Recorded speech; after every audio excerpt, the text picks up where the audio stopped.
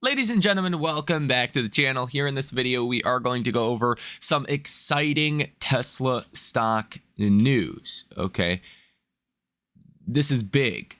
Wall Street is not paying attention. They're not pricing this in.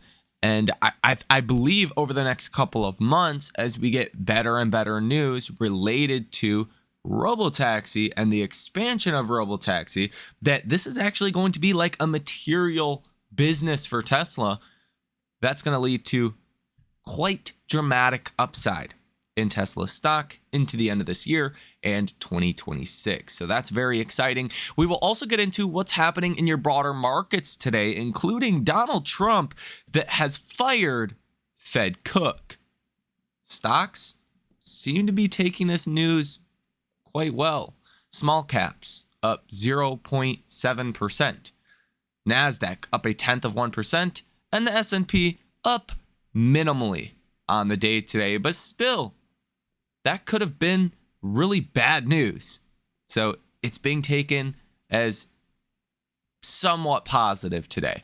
So we'll get into that as well as all of the other news that you need to know in this video. Hit that like button and subscribe to the channel if you have not done so already. Check out that link down below in the description of this video for the trading community. If you guys want to invest in small cap AI stocks, good ones, before Wall Street knows about them. See, that is the beautiful part about the strategy is, you know, whether it's Palantir or whatever, you know, stock that you like, if you were able to get in before it exploded, you would have made life-changing amounts of money.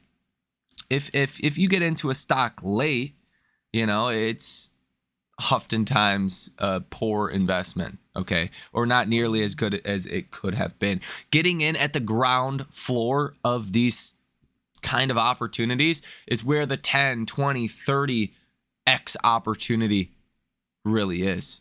And that is what we are doing in that group. Link down below in the description of this video. But with that said, let's get into today's episode. And as always, we are going to start with your Tesla stock news. It was pretty cool at the Tesla diner. You had the screens that were actually streaming the launch of Starship last night. Okay, so that was pretty cool. You also had Optimus that was hanging out and watching the action firsthand. In other news today, Tesla has announced that the Cybertruck is officially launching in South Korea. Previous reservation holders can log into their Tesla account and confirm their orders starting August 29th, with new Cybertruck orders that start on August 5th, 2025. In other news today, Tesla has again massively expanded its RoboTaxi service area in Austin, Texas.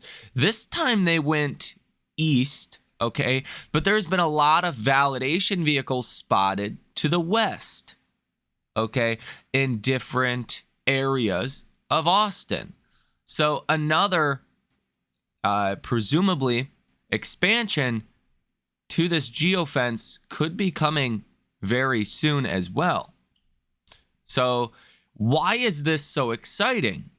Well, as we've talked about before, Wall Street doesn't look at Tesla like an AI company. Tesla only seems to care about the auto business. But as the months roll on, as Tesla specifically launches this service to anyone, you're going to see Tesla stock need to price in to some degree success in AI. And that is just not priced in at this moment.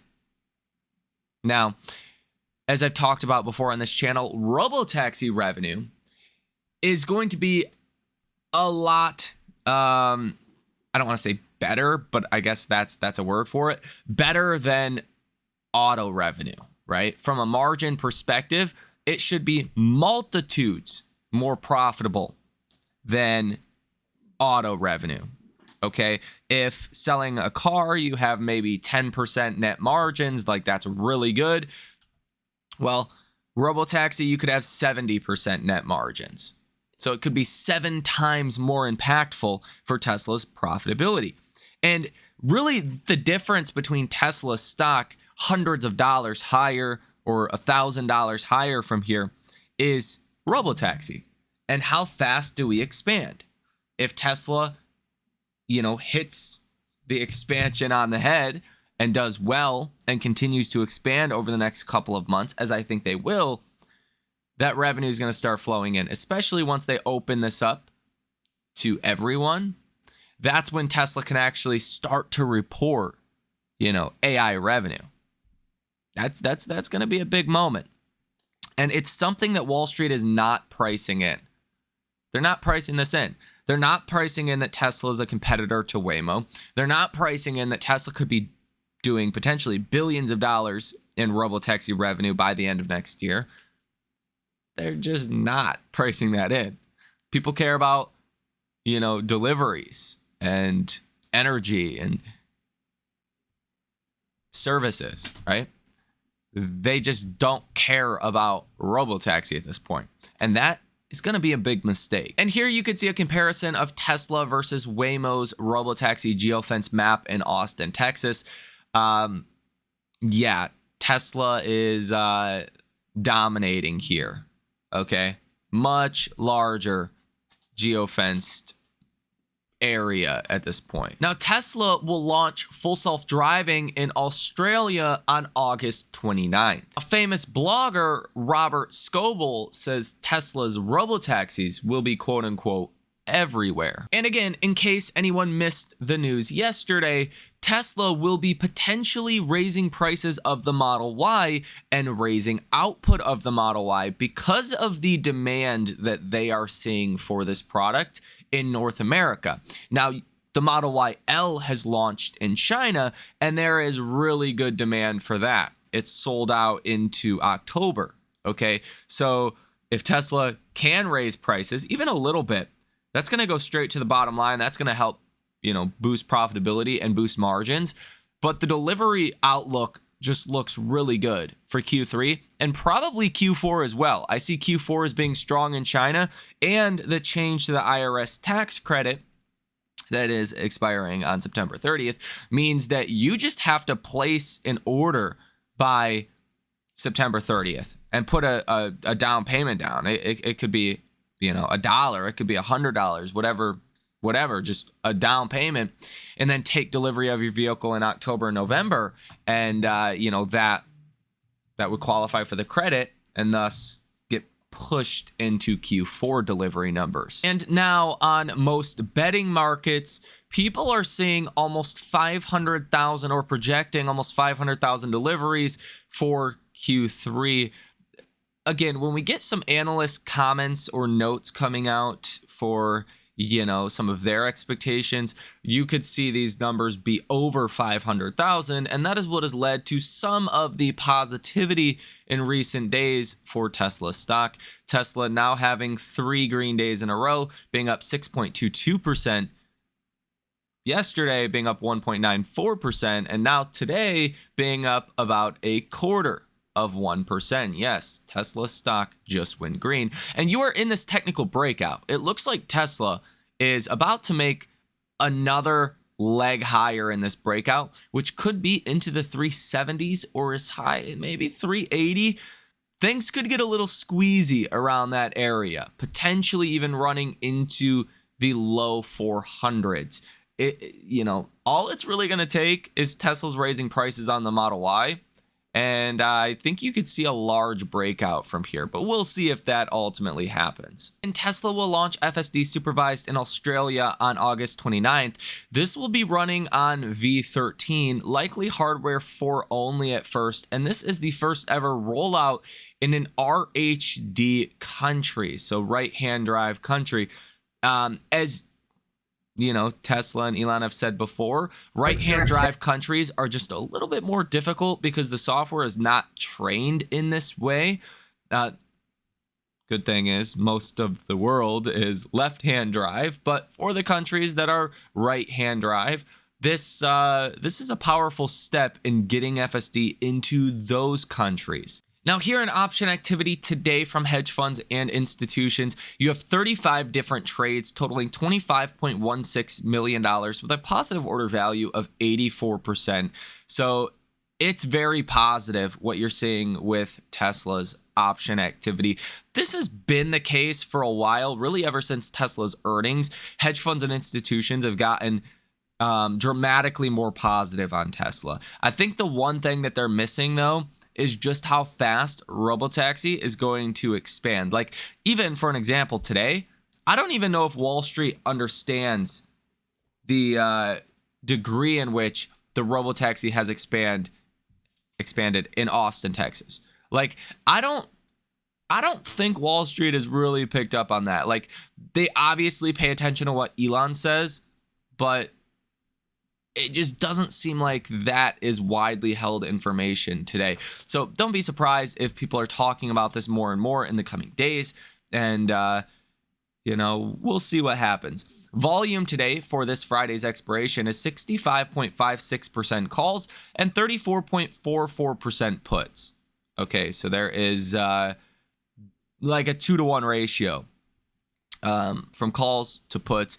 Here on the day today, you have 117,000 shares that are being sold short. Short interest of free float at 2.63%, $24.75 billion sold short in Tesla, totaling 71.4 million shares that are sold short. And the shares out on loan at 15.32 million. Now let's look at StockTwits and see what the sentiment looks like. Oh, wow. Not surprising. Yesterday, it was bearish at 42. Today, it's neutral at 50. Not great. I mean, it's neutral. Even though Tesla's went up quite a bit in the last couple of days, it's still just highlighting people are not like super bullish on Tesla. Like, even retail investors are pretty bearish on Tesla right now. You can see it in like the comment section of these videos. The good part about that, and the reason I mention that, is because let Tesla go through a larger rally and people are going to flip to be more bullish on Tesla and start buying the stock again. Okay. Institutions getting bullish on Tesla is the first step, right? If institutions are getting bullish on Tesla, I think it's only a matter of time before the stock goes up and retail investors get bullish on Tesla. Now, message volume is low at 44 today. Yesterday it was low at 31, so that's a little bit of an uptick in commenting on StockTwits. And the participation ratio today is extremely high at 75. Now, in your broader market news today, Fed Cook's lawyer says they will file a lawsuit challenging the attempted firing by Trump. Now, this was the letter that was sent, or statement, about Lisa Cook and being fired. Okay? It says, pursuant to my authority under Article 2 of the Constitution of the United States and the Federal Reserve Act of 1913 as amended, you are hereby removed from your position on the Board of Governors of the Federal Reserve, effective immediately. The Federal Reserve Act provides that you may be removed at my discretion for cause. I have determined that there is sufficient cause to remove you from your position. So Trump last night fired Fed Lisa Cook over the whole mortgage fraud scandal. Now, I think Trump had a pretty good idea that stocks wouldn't care too much about this, that it's not as impactful as, like, say, firing Powell. There's a good and there's a bad to this. Okay, the good is that more rate cuts, right? There's one less hawk that is now no longer on the Fed. Even today, the odds of rate cuts are going up about 1%, from 84.1% to 85.1% for your odds of a rate cut in September. So that's fine and dandy, and that's likely why the Russell is outperforming today. You also seen the dollar fall a lot as well on this news, and we'll talk about that in just one moment. The bad news, though, is that it does mean the Fed is less independent, okay? Less independent. So, again, from a Wall Street perspective, if Trump can just go out and fire anyone, what happens during the next inflation crisis? does the president just say, nope, that doesn't exist, fire anyone that is, talking about inflation, and boom, you have an inflation disaster, right? Or vice versa. If a president doesn't want to admit there's an economic problem and wants to fire people that are, in favor of cutting rates and helping the economy for political reasons, can the president just go out and fire them? It sets a pretty rough precedent, as Wall Street could say. Now, the dollar falling today is also a positive for markets. Why? Because let's say you're Apple and you take in $20 billion of foreign currencies. You report earnings in US dollars. So with those foreign currencies, that $20 billion, you take it, convert it back to a weaker dollar, you get more dollars to report on your earnings versus a stronger dollar. If you have a stronger dollar, then you get less dollars, okay? You may have recalled companies talking about FX headwinds or, earnings on a constant currency basis, okay? Terminology like that. It has to do with the dollar. If there's a lot of volatility with the dollar in any given, quarter or period in time, Wall Street, likes to try to, cover for that, right? That our earnings would have been this if the dollar was constant. Okay, so the dollar falling is good for multinationals, companies that take in currency that is not dollars, that reports earnings in dollars. Now, the Pentagon has planned for weeks to deploy troops to Chicago to cut crime and tackle homelessness and aid in arresting illegal aliens. Donald Trump says today that Cracker Barrel should go back to their old logo. The paper presented at the Jackson Hole conference that argues U.S. government debt could climb to 250% of GDP without triggering higher interest rates, per Bloomberg. A court dismisses Trump's administration's lawsuit against all federal judges in Maryland over immigration order. And according to Scope Ratings Agency, they say the French government collapse is the most likely outcome and would be credit negative. Walmart CEO Doug McMillon has said that the effects of tariffs on spending has been somewhat muted. Modi refused Trump's calls 4 times in recent weeks, according to a German newspaper. Modi is the Prime Minister of India. Bank of England's man says, I stand ready for a forceful policy action in the form of larger, more rapid bank rate cuts should the downside risks of domestic demand start materializing. USCB Consumer Confidence says the share of consumers expecting a recession over the next 12 months rose in August to the highest level since the April peak. CB report says consumers' average 12-month inflation expectations picked up after 3 consecutive months of easing and reached 6.2% in August, up from 5.7% in July, but still below the April peak of 7.0%. And Apple has told Insider Talks about buying Mistral and Perplexity. Scott Cicerelli says, a retail analyst for Truist, said retailers are raising prices due to tariffs, but not nearly to the degree that might have been expected in early April. Barkin says today long-term interest rates are within historical norms. Barkin says without immigration, workforce growth is basically zero. And this is the funniest shit ever when I hear this. Quote, U.S. stock market hits its most expensive valuation in history, surpassing the dot-com bubble and run up to the Great Depression. This market is nothing like the dot-com bubble, okay? I can't speak for the Great Depression. That was long before my time. But this market is nothing at all like the dot-com bubble. That is a pissed off bear, whoever said that, okay? That is someone pissed off that they are not in this market. This market is healthy. This market is nowhere close to a bubble. Barclays says that the Federal Reserve will cut rates 25 basis points in September and December. Brainerd says the Fed is likely to cut 25 basis points at the September meeting. U.S. Commerce Secretary Lutnick says the market has learned what we're doing is an excellent job. Nick says we all agree interest rates should be lower. And Lutnick says that mortgage fraud is black and white, defending Trump of firing Lisa Cook. Brainerd refers to Trump's move to oust Fed Governor Lisa Cook. Ex-Fed's Brainerd says this is unprecedented attack on the Fed. Brainerd says Trump moves the risk higher than inflation and long-term rates. Barclay says the U.S. economy is in a stall with a 50% chance of a recession in the next 2 years. This is no, okay? The U.S. economy doesn't just fall into a recession. You need a catalyst, whether that's Trump and trade or, you know, whatever it is. Like, there has to be a catalyst to cause this. There was talk that if China does not give the U.S. magnets, that there could be a 200% tariff put on China.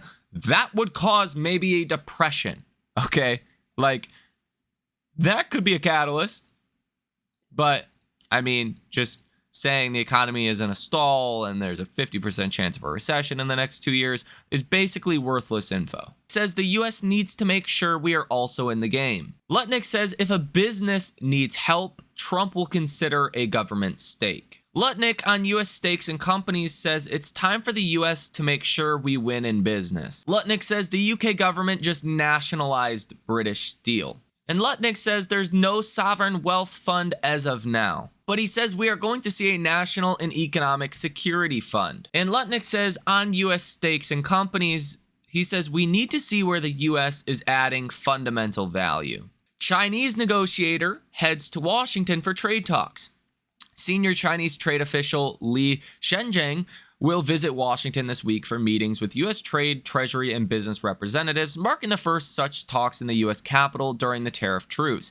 Discussions are expected to cover soybean purchases, tariffs, and tech restrictions, though tensions remain over forced labor concerns, export controls, and fentanyl-related trade. The visit comes as both countries explore regular dialogue and a potential Trump-Xi summit. BMO Chief Risk Officer sees U.S. macro outlook improving. And Morgan Stanley says today they see Fed cuts starting in September. Morgan Stanley now expects the Fed to begin cutting rates in September after Chair Jerome Powell signaled greater concern over the labor market risks at Jackson Hole. The bank forecasts a 25 basis point cut next month, another in December, and then quarterly 25 basis point cuts to a 2.75 to 3% terminal rate by the end of 2026. That's earlier but slightly shallower than its previous outlook. Still, a September move isn't guaranteed. Strong payrolls or tariff-driven inflation could delay cuts. So that's what we need to be watching for over the next 5 weeks or so. Heading into the next Fed meeting is, what does the economic data look like? If the economy looks really strong, and inflation comes in hot, that's not good. If the economy is strong but inflation comes in low, that is good. Now, if the economy is weak and inflation is high, again, that's really not good. If they're both weak, I guess that's okay. If the economy is weak, inflation comes in weak, maybe that could be okay. But the bottom line is you always want to see the economy doing as good as possible, as strong as possible. So you don't want to see weakness. Now, durable goods orders today, as I expected, came in better than expected. Durable goods orders month over month were expected at -4%. They came in at -2.8%. Last month was -9.4%. So you came in better than expected. That's a good sign, again, for the economy. Still negative, still not a great number, but better than expected. Durable goods orders excluding transportation came in a lot stronger than expected at positive 1.1% versus the consensus of only positive 0.2%. S&P Case-Shiller home price year over year came in at positive 2.1%, in line with the consensus. CB consumer confidence came in at 97.4. The expectation was 96.2, so that came in a little bit better. Richmond Fed manufacturing index came in at -7. Expectation was -17, so that was better. Manufacturing shipments at -5. A lot better than the expected -20. Richmond Fed services revenues came in at 4. The expectation was 1. And Dallas Fed Services Index came in at 6.8. The expectation was 1. So across the board, the economic data today came in better than expected. Now, tomorrow is a pretty slow day as far as economic data, But yeah, big but there, because Nvidia reports earnings tomorrow, and Nvidia is going to move the markets a lot. It's really going to move the S&P and the Nasdaq a lot, but it's also going to move the entire AI trade, right? Whether it's small caps or mid caps or AI adjacent names, energy names, right? There's so many different areas that are tied to the AI trade at this point. If Nvidia has good earnings, it's going to give a boost to everyone. If Nvidia has bad earnings, specifically bad guidance, well, it's going to be a drag on a lot of different areas of this market. Now, with that said, you have Snowflake, CrowdStrike, HP, Viva, Urban Outfitters, Five Below, Pure Storage, and NetApp that report tomorrow and after hours. Tomorrow pre-market, Kohl's, Abercrombie & Fitch, JM Smucker, Williams-Sonoma, RBC. And then even today and after hours, you have Okta, MongoDB, Box, PVH, Joy, and some others. And then Thursday pre-market, Dollar General, Best Buy, TD Bank, Bath & Body Works, Burlington's, Dick's Sporting Goods, Ollie's. Thursday and after hours, Marvell, Dell, Ulta Beauty, Centennial One, Affirm, Gap, Ambarella, Elastic, and Petco. And then Friday pre-market, you have Alibaba. So yeah, the next really couple of days, even heading into Friday, we have big economic data and major catalysts that are going to move this market. So with that said, let me know your thoughts. Again, we are in a seasonal weakness period until really like the first week or two into October. So like the next 5 or 6 weeks could be a little choppy from a seasonal perspective. Even Tom Lee is expecting a bit of a, like 5% correction between now and early October. I don't think, we're going to see that unless we get some kind of surprise news from Trump, another tariff or something that really shocks Wall Street. I just don't see that at this point, personally. I think we kind of consolidate here. We're not really going to skyrocket in the next 5 or 6 weeks, in my view. But if we just consolidate here and then get into October, November, December as the holiday season starts up again, as a rate cut comes, hopefully with lower inflation and a strong economy, a focus on AI, the economy should be getting a lot better next year. Big, beautiful bills, pretty stimulative. You could see a strong case for an end of the year rally, a quite aggressive one. And, 2026 to be one hell of a year for stocks, specifically small caps and AI. That's where I think is gonna shine bright next year. So let me know your thoughts on this down below in the comment section. Hit that like button and subscribe to the channel if you have not done so already. Have a great rest of your day, and I will see you in the next one.